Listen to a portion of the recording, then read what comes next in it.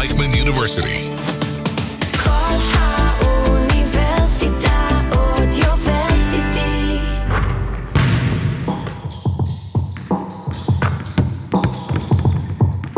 The Baseline. Stories from the court with Jonathan Meir and Meir Cohen. Hey guys, we're back. It's been a minute. I'm glad to be back here. It's Jonathan Meir, and I'm here with my co-host Meir Cohen. Season 2. And our behind-the-scenes guy, EJ Mildwurf. Happy to be here. Yes, sir. No longer behind the scenes. Yes, sir. Yeah, it's cool to be on this side of the recording studio. Definitely. First impressions? Gorgeous. Good to hear your voices through the mic. Happy to hear. So I'm just going to reintroduce ourselves again. This podcast brings you into the heart of the basketball world through the unique perspectives of the Jewish and Israel communities. I think that we really want to talk about people who have come to Israel from America and kind of talk about the way that they experience society here in Israel through challenges and unique conflicts. And we will also bring on people from the Jewish world who go to play or coach or just run things in the basketball world in America or all over the world.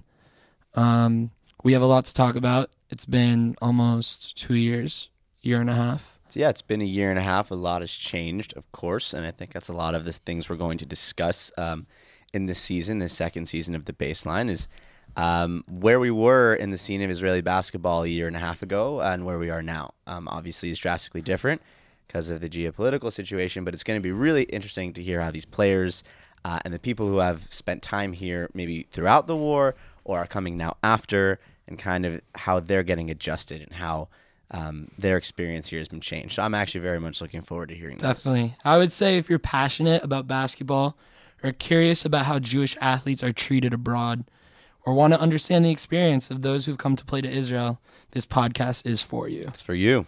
Yeah. So join us, and we're going to get into it. Heck yeah. Yeah, so we had a big game the other night in Herzliya. We played against Maccabi Tel Aviv, went into overtime.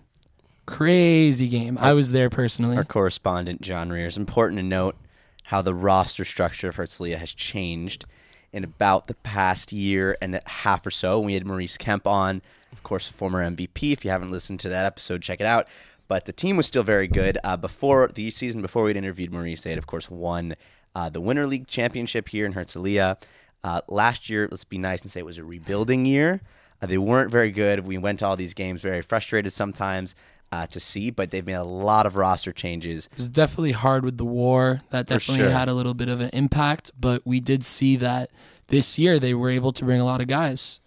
Definitely. I mean, we already know that Herzliya is a beautiful place to live, and I'm sure it's a lot easier to sell Herzliya than it might be some of these other places. Maybe that's a reason, if they're playing random cities in Israel, it's harder to get guys to commit to play for those teams. But I think it's more than that. That's just it's not that the par has stayed the same and other teams have gotten, for Herzliya and other teams have gotten worse. I think Herzliya has gotten significantly better. Much better. So tell us a little bit about your experience at the game, what they looked like. What I would say is that EJ and I went to a couple of games last year, and what was very frustrating is that we just couldn't rebound the ball. And now we got some big guys, some athletic guys, and a good point guard who can actually facilitate the offense in Jimmy Clark. He's balling. Also, a lot of NBA experience. I mean, Chris Silva at the 5 was in the NBA for a bit. Xavier Sneed. Dogs. Yeah. Crazy. This Maccabi Tel Aviv game, they had 2 seconds left in the game. Down 3, and you can hear the coach in the huddle saying, "We got 2 seconds left.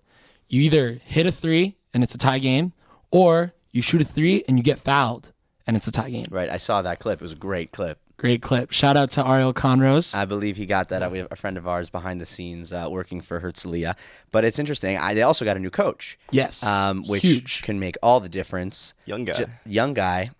Just to play like that, the confidence he had in his player was amazing. But let's take a step back maybe. But for those who are listening to the podcast, we love Maccabi Tel Aviv, but we're here in Herzliya rooting for them for the Winter League, which is the basis of the Israeli league. where there are more well-known teams like Hapoel Yerushalayim and Hapoel Tel Aviv, Right. and of course Maccabi Tel Aviv, who we root for our local Herzliya team. But it's interesting to see how the competition has gotten better. I mean, Maccabi Tel Aviv, that's supposed to be the number one team in the nation. I know they started the game with their Israeli players in, and then I guess they realized it was getting more serious. They put in their international players, I guess, to try to win that game that they thought would be a little bit easier, but turns out it wasn't. EJ was speaking about NBA experience. Maccabi Tel Aviv has Wenyan Gabriel. Yeah. He started a few games for the Lakers, and he played with LeBron. Yeah, I mean, I will just say something about EuroLeague that I feel like I've noticed. It kind of gives off like college vibes to me, and like the transfer portal, where like each year, like it's not gonna be like 2 weeks into the season they're gonna figure it out. Like, I think it takes a long, long time, and they have the talent, so I think they'll put it together. But it just takes that time to build that chemistry. Definitely. That's interesting. Pace of play, of course, comes into account. Physicality. Right, it's a different Yeah. game, as we've spoken about in this podcast before, but especially with now the college game. I know we're all over the place. We're talking about the college game and the transfer portal. It's so hard to get teams to stick together, guys to stick in a singular program, and that, of course, translates to international basketball, where guys like to sign one-year contracts because they don't know where their living situation is going to be. They don't know, as Maurice said when he came on our show, some places he'll go and he won't get paid, or the living situation is terrible. Right. The transportation situation is terrible. So a lot of one-year contracts. So as you said, teams, the league gets more competitive as the year goes on, and teams start to merge and play together, learn how to play together for their coach. So another interesting thing to look at for this season. And what was really interesting as well is that we are in a time of war here in Israel, and the players that have been coming here, Patrick Beverly, Wenyan Gabriel, Xavier Sneed, like you said, Chris Silva, and a guy to note is that Jonathan Motley came here, but he decided to leave. Right. Which was very interesting, and I know that Pat Bev had some things to say about that. Right. I don't know exactly what he had to say, but it is amazing to see the NBA guys and the talent that's coming here, which seems like through our 3 or 4 years here, it didn't seem like all that NBA talent was coming at once. And then now this year, maybe it was an investment by the owners of the Israeli leagues and teams to understand the situation that's going on and to say maybe we should spend a little bit more money and bring in better players. I think Hapoel Tel Aviv their team is worth about 19-20 million. Right, that's a very big salary. That competes with a lot of EuroLeague teams. So interesting to see if they made that kind of financial decision, like we want to invest in our sports teams here after the war, whether I doubt that has to do with tourism, but just kind of inside of Israel, upping their... Growing the sport here. Growing the sport, exactly, which is big. What I will say is that the way that the EuroLeague works is that there's the EuroLeague and then there's the Euro Cup. If you win the Euro Cup, you get bumped up to the EuroLeague. Hapoel Tel Aviv has a huge, huge chance to be that team. So they invested a lot of money to try and become that team.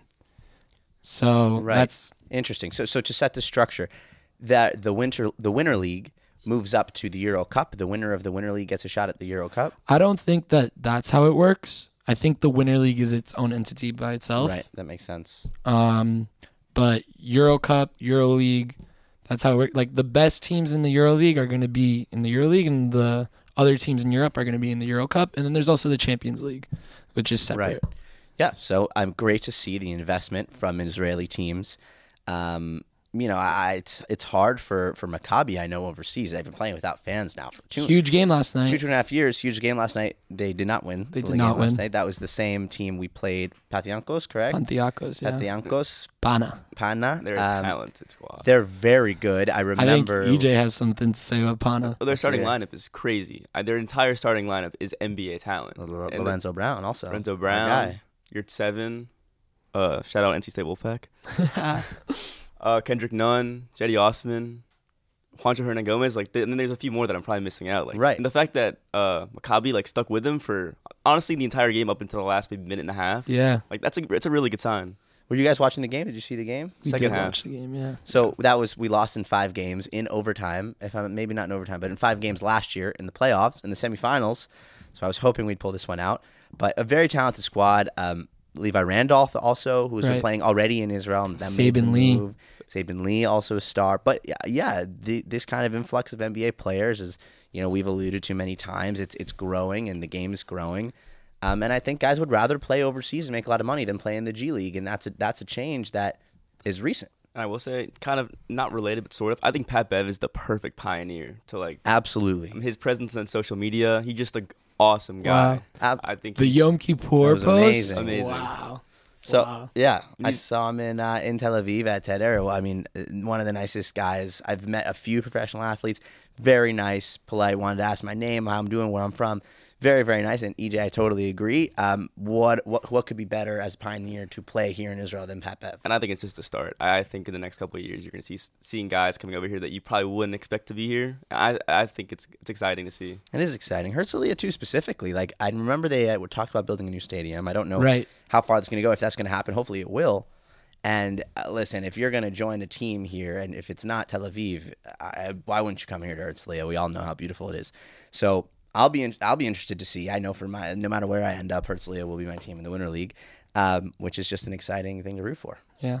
A little bit of a shift. We were talking about the transfer portal, and I spoke with someone, I think it might have been one of you guys, about how the NIL has a huge, huge change in that, and that guys won't really stick out of college for 4 years because a team might recruit them.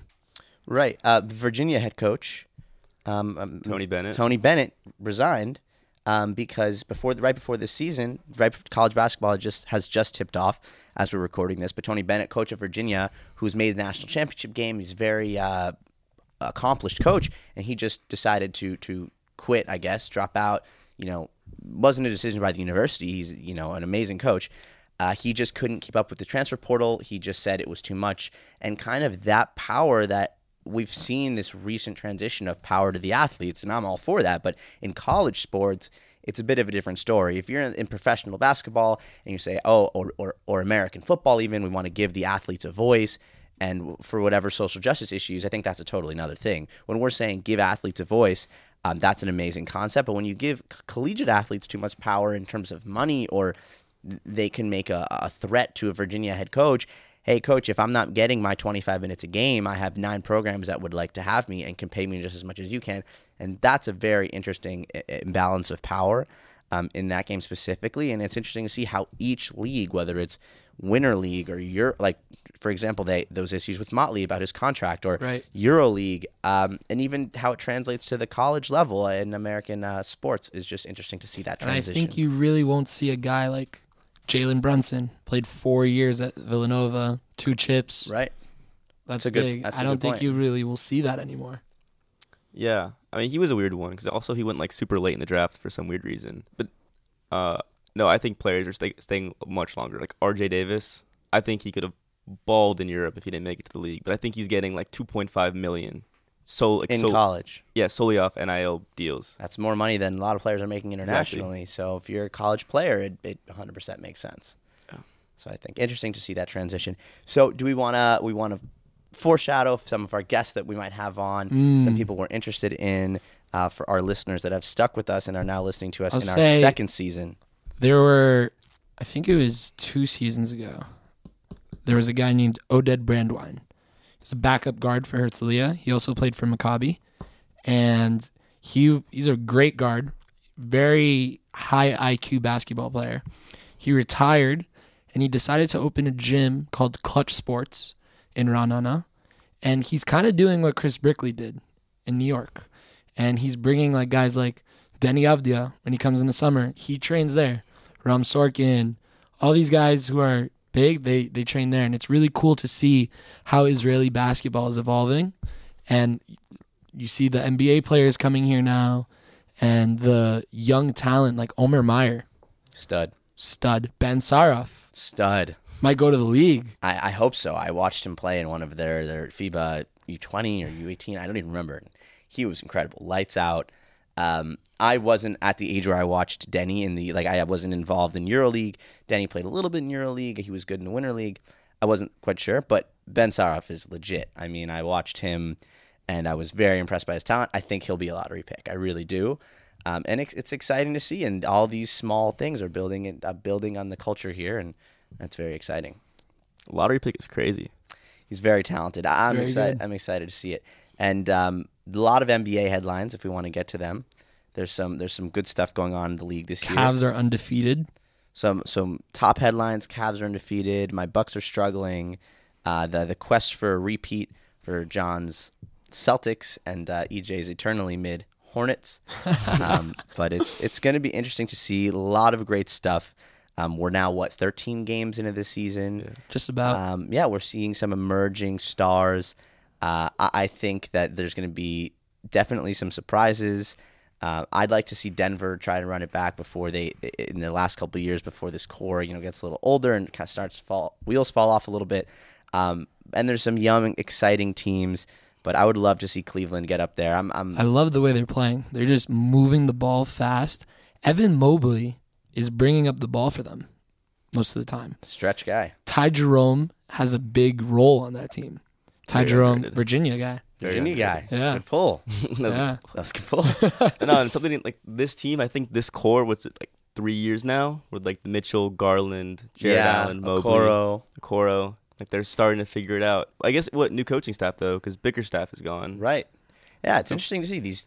I wouldn't exactly call Cleveland a small market, and it's not. But in our minds, kind of now as NBA fans, it's so revolved around like superstars that it's nice to see a team that, like with a great player like Mitchell, really grow and find themselves within the game. And it's going to be very interesting to see. I mean, I find it so funny. You see like Tristan Thompson, first guy next to the coach on the bench, doesn't really play at all. Every team needs Udonis Haslem to Crazy. type it up. So go around and say teams I'm excited to watch that. If I can't say my Bucks, hopefully we'll rebound. At the time of recording, we're like 3-8, which is very bad. But I'm excited to watch Atlanta develop with big win against Boston last night. Risache, is that how I say? Risache. Zachary. And Dyson Daniels and Jalen Johnson, correct? And Trae Young. Like, I'm really excited to see that team play and develop. Right now, I think they're somewhere in the middle of the road, but when you have a talented player like Trae Young, I'd like to see how they could take off. Beat Boston without Trae last night. So that's in Boston, right? Yeah, Atlanta future's looking good. And they got a lot of compensation for that DeJounte Murray trade. They did. Draft picks included. They did. They're looking pretty solid. Yeah, they did. Another team that I personally love, also last year, is OKC. Yeah. They're sick. Shea. SGA. Mm-hmm. Tough injuries, though. Hooper. Their coach is a beast. Yeah. And they have them boys playing such good ball. But you saw how they're playing a lineup with no players that are taller than 6'6". Chet got hurt. He's out 8 to 10 weeks, they said. It's a long time. It's interesting to see how that team will develop. Hartenstein also out. Mm-hmm. So interesting to see if they're going to sign somebody, if they're going to maybe trade for somebody. I think that Shea was the biggest player on their team in the starting lineup. Which is crazy. But in a game of positionless basketball, they played the Clippers, and obviously Zubac, big player. They took Zubac out because they couldn't handle him. OKC went up like 10, and they just took Zubac out. Very close game. That's interesting. Yeah. I would say another team, the Warriors. I mean, Clay leaves, and the new Splash Brother just joins. Buddy. I mean, it's crazy. I don't know how much longer we have of Curry, but while we still have him, I mean, he's still every single year. You think he might decline, and it just doesn't happen. It just doesn't happen. He's balling. Oh my God, the ball comes out of his hands. You just feel like it's going in. Yeah, especially in crunch time. Like, there's no other player in the league that I'd want to have the ball. It's kind of sad to think about the the time that we're at now. We're looking at like the end of LeBron's career, the end of KD's career, the end of Curry's career, end of Draymond's career. I really snuck in Draymond there. I know Draymond, you don't stick in there, but he's an iconic player. When he stops playing, it's going to be a big transition. And my question to you guys is, who are the guys that are taking over? Well, there's the clear answers. We have the Lukas and the Shays and the Ants. You wouldn't say Ants? The Tatum and the Ant. Those guys are going to be the face of the league really soon. Who's going to become our vets soon? Like, that's what I'm curious. Like, who's the next wave of guys that are going to be vets? Giannis is in year 11. Like, he's not, he's on the, I guess, backside of his career, you could call it. Hopefully they haven't peaked. But that's going to be interesting to see. And also guys who are emerging now as new talents and new guys. I'm just excited. You have Hornets' young core. And a lot of teams have like small young cores that their dream is to become a team like the Cavs, where they find that one guy, maybe make that big trade or that big sign like they did with Mitchell, and then have that young core and let them develop. Yeah, underrated. I think a lot of NBA teams are not taking the teams that take the real risk, like that Mitchell trade. I think it pays off more often than not. Mm-hmm. I think a similar team would be the Utah Jazz. Lauri Markkanen, very young also. True. Keontae George is their George, guard. Jason Sigur's Jason godson. Sigur's son. Godson. Nephew, maybe. No. Shout out Unknown. Shout out Jason. Love you, Jason. Yeah, but he's Keontae's playing well. It's good to see. And I mean, obviously the Spurs. Like, it's actually not even fair. I don't know how long you think Wemby's got. He's like, just his body. Like, do you see like the things he does, like post game, like treatment? That man takes care of it. He's like Tom Brady. I mean, his body's a temple. Like, it really is. Yeah, it's an alien. I think he's gonna be in the league for. I think you'd be surprised how long his body's gonna last. Interesting to see who they're gonna surround him with. I mean, they have the veteran and Paul and Sohan and Vassell, and Castle's gonna be good. Castle's a beast. Yeah. And so, yeah, how are you if you're a team like the Spurs that might not get the splashy free agent, and you're gonna be picking at around 10 to 15 in the next couple drafts? So you know how important it is to hit on your draft picks and kind of build that young core. you also got Pop still there. Right. Just crazy. Yeah, he's very, very. I thought he was going to retire, and then they drafted Wembanyama, so I think that was like his decision. I think he is out though right now. I think he's sick or he's dealing with something. So yeah, shout out Pop. Feel better. See, Hope this is on this court soon. Yeah, but looking forward to getting some great guests in at the baseline. And I think it's going to be a great season 2. Season 1 was strong. We had some great guests. Really got some great stories. And there's new players here, new guys that we have like kind of slowly began to develop a relationship with. That whether we see them at games or just messaging around them, Herzliya. and just around Herzliya, Tel Aviv. John, I know you've seen a lot of them. So we're looking forward to getting them maybe hopefully in studio if we can, and hearing their stories, hearing how the war has been for them, but also war aside. What's the culture like? How your experience with fans and just their stories of basketball, as we heard from Jason and Maurice and other guys. I'm excited to hear those stories. Me too. I was speaking with Ofek as well, and the guy that we spoke about a lot in our first season was Ryan Terrell. Big G League guy, obviously great career at YU. Of course. And now he's playing for Ness Tziona here in Israel. It would be nice to see him on the baseline. We are hoping to have him on with Ofek. And that'll be very exciting. I mentioned Oded. We're going to try and get him on. And we plan on having amazing guests for you every few weeks. And would love for you guys to tune in. Stay tuned. EJ, you got to wish listeners have a nice day. Saying goodbye. Bye, listeners. We love you. All right, guys. We are going to be starting a new segment here on the baseline called The Shot Clock. It's where we set up a 24-second shot clock and we ask rapid-fire questions to our guest, and they have to answer as many as they can. So, EJ, we're going to start with you this week. I'll put up the 24 seconds. You ready? Let's get it. Let's go. Who was your basketball idol growing up? Terry Rozier. What's your go-to pregame meal? Pasta and meat sauce. Would you rather have a game-winning block or a game-winning 3? 3. Favorite international player? Oh, Lorenzo Brown. Greatest American player? Greedy Dick. One more question. It's done. Favorite American player?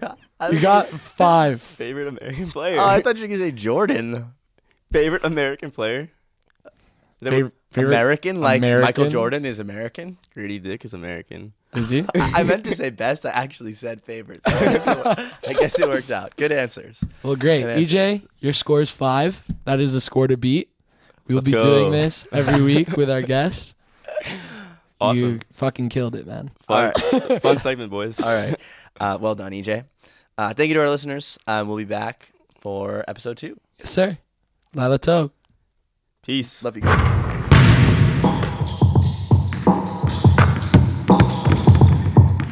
The Baseline. Stories from the court with Jonathan Rears and Meir Cohen.